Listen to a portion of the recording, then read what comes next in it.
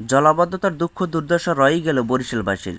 বছরের শুরুতে পানি উন্নয়ন বোর্ড প্রায় 7 কোটি টাকা ব্যয়ে নগরের 7টি খাল করা হলেও এর কোনো সুফলই নগরবাসী পায়নি।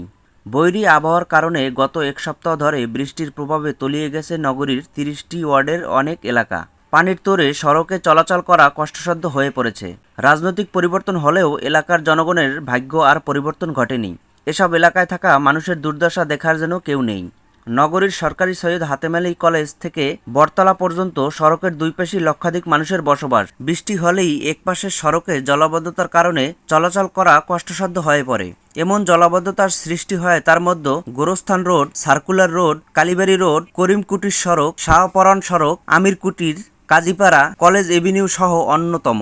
এদিকে দীর্ঘ 7 বছর ধরে জলাবদ্ধতার সৃষ্টি হলেও সিটি কর্পোরেশনের পরিচ্ছন্ন কর্মীদের পানি নিষ্কাশনের দৃশ্যমান কোনো কার্যক্রম পরিচালনা করা হয়নি। এসব ময়লা দুর্গন্ধযুক্ত পানির কারণে নানা ধরনের রোগ ছড়ানোর আশঙ্কা দেখা দিয়েছে। এসব এলাকার বাসিন্দাদের মনে ক্ষোভ বিরাজ করেছে।